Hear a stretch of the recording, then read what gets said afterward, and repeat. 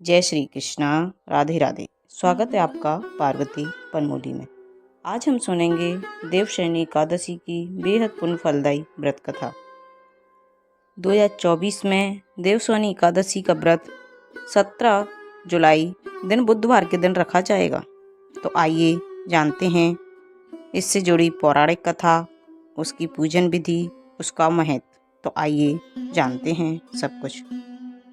एकादशी व्रत करने वाली सभी माताओं बहनों भक्तजनों को देवशयनी एकादशी की हार्दिक शुभकामनाएं। आषाढ़ मास के शुक्ल पक्ष की एकादशी को ही देवशयनी एकादशी कहा जाता है।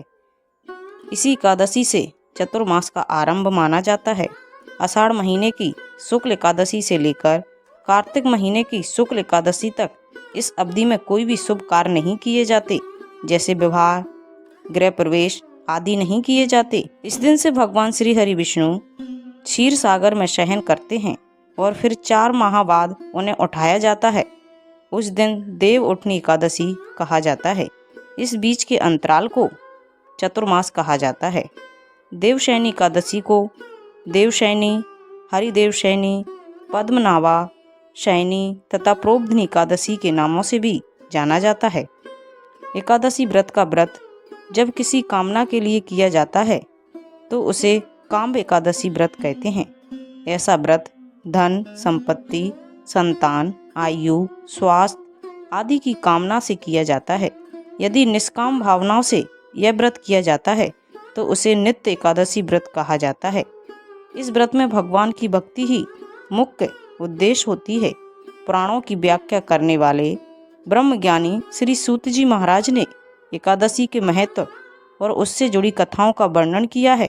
उनके अनुसार इंद्रियों पर नियमन यानी संयम करना आवश्यक होता है, इसलिए उसे नियम भी कहते हैं। एकादशी के व्रत नियम पूर्वक करने से बुद्धि निर्मल होने लगती है, विचारों में सद्गुणों का आगमन होने लगता है, विवेक शक्ति आती है तथा सत्य असत का निर्णय स्वतः ही होने लगता है। आइए अब जानते हैं पूजन सामग्री के बारे में।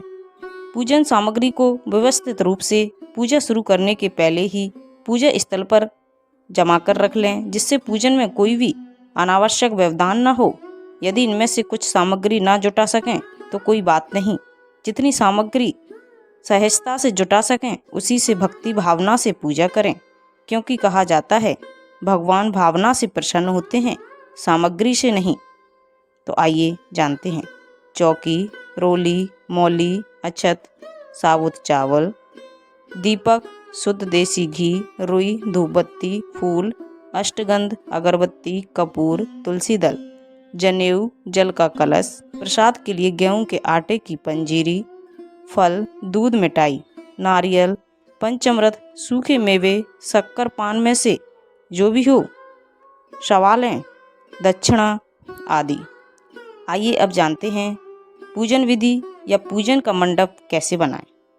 पूजन को शुरू करने से पहले मंडप तैयार कर लें। सबसे पहले पूजा के स्थान को साफ कर लें, इस पर गंगा जल छिड़क दें। अब पूर्व या उत्तर की ओर मुख करके बैठें। पूजा वाले स्थान को साफ करके चौकी स्थापित करनी चाहिए। चौकी पर शुभ चिन्ह स्वास्तिक बनाएं। चौकी पर साफ लाल रंग का कपड़ा बिछाएं। अब भगवान श्री गणेश एवं भगवान विष्णु की तस्वीर रखें। श्री कृष्ण या सत्यनारायण की प्रतिमा भी स्थापित कर सकते हैं। अब बाईं ओर दीपक रखें। चौकी के सामने पूजन की थाली व जल भरकर कलश तैयार करें। पूजन की थाली में रोली से एक स्वास्तिक बना लें। इस थाली में ही फूल, मिठाई, रोली, मौली, सुपारी, पान, चावल, कपूर, धूप, अगरबत्ती, एक दीपक, जल, कलश अवश्य रखें। कहा जाता है कोई भी एकादशी व्रत या कोई भी व्रत बिना कहानी सुने पढ़े उसे पूरा नहीं माना जाता।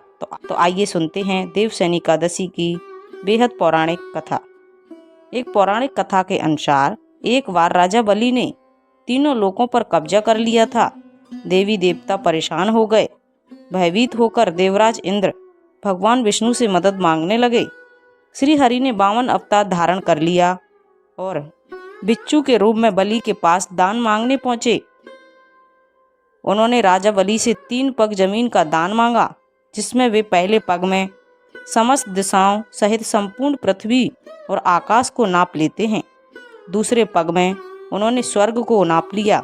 अब तीसरा पग रखने को कुछ भी शेष नहीं बचा, तो बलि ने अपना शीश आगे करते हुए निवेदन किया कि प्रभु अपना तीसरा पग मेरे शीश पर रख दीजिए। राजा बलि की दानवीरता देखकर भगवान विष्णु बहुत प्रसन्न हुए और बलि के इस दान और समर्पण से खुश होकर भगवान विष्णु ने राजा बलि को पाताल का अधिपति बना दिया और वर मांगने को कहा। बलि ने भगवान से पाताल लोक में बसने की इच्छा जताई।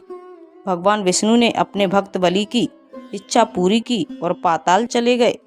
भगवान के पाताल लोक में जाने से सभी देवी देवता और माता लक्ष्मी चिंतित हो गईं। अपने पति को वापस लाने के लिए माँ लक्ष्मी गरीब स्त्री का रूप धारण करके राजा बलि के पास पहुंच गईं। राखी बांधकर देवी लक्ष्मी ने उन्हें अपना भाई बना लिया और बदले में भगवान विष्णु को पाताल लोक से वापस ले जाने का वचन लिया।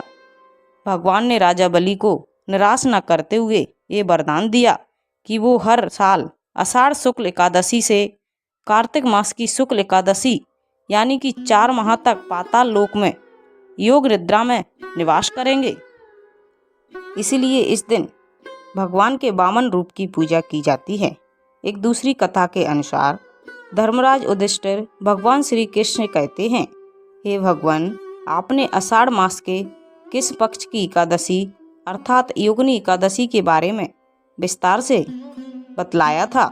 अब आप कृपया करके आषाढ़ मास के शुक्ल पक्ष की एकादशी का नाम क्या है तथा उसकी कथा क्या है, इस व्रत की क्या विधि है, कृपया करके इस सब विस्तार पूर्वक सुनाइए। भगवान श्री कृष्ण कहने लगे, हे राजन, आषाढ़ मास के शुक्ल पक्ष की एकादशी को देवशयनी एकादशी या प्रोबदिनी एकादशी दोनों ही नामों से जाना जाता है।